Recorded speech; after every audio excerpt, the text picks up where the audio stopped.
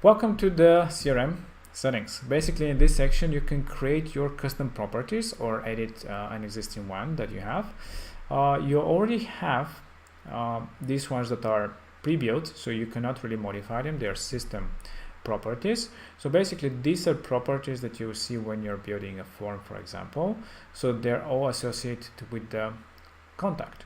So as you know, a contact can have the default one, which are again the system ones, but you can add more properties that you want to collect and even showcase here in your CRM itself that you can show for the users. So this, if you want to create your own custom properties that are associated with your users, that's what you do from the settings, from the custom properties. So like in this case, we have the lead status, which is something that you can fully modify. Again, it is added by default, but you can add your properties again there, your values, your lists.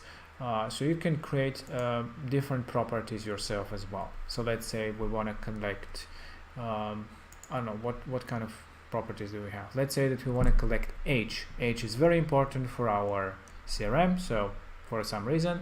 So let's go here and let's go with age.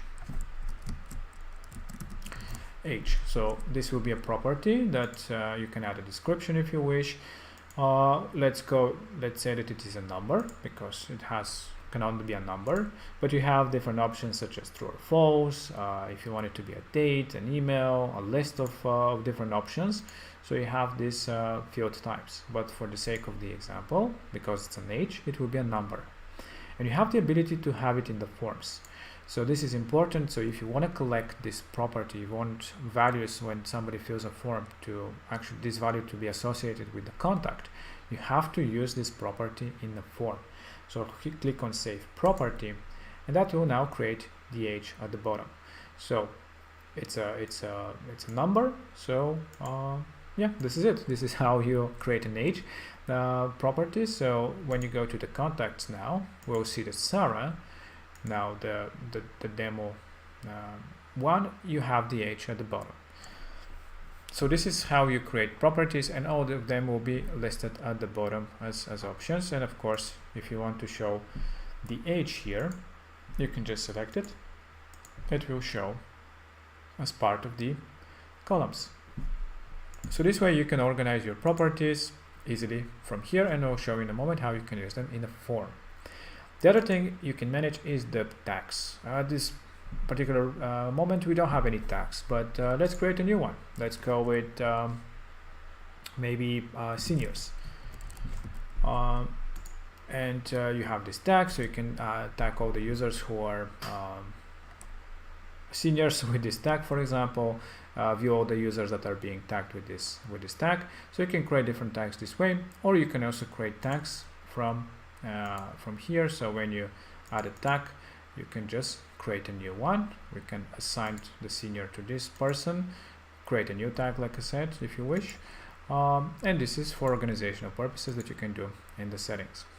And the membership settings, this is for the membership itself. If you want to allow registration for membership, member approval, notification, and to which group you want to assign to people when they're signing up for your membership area. This is the member registration for your site or funnel, if you want to modify these settings.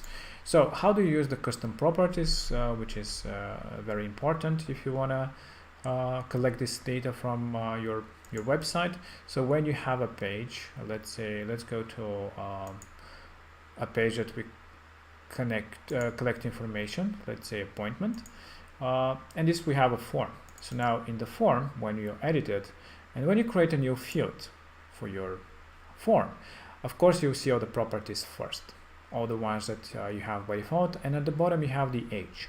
So now if you want to collect and associate the age with the actual customer, you just add as a property, because if you add it as a normal text field, it won't be associated with the age property itself.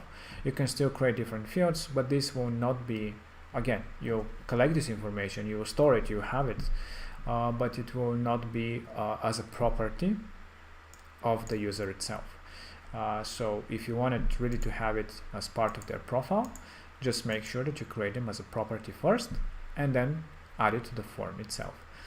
And this is it. This is how you set up your custom properties, manage your tags, of course. Now we can click on view and you'll see Sarah because it's already tagged with it, and the membership settings.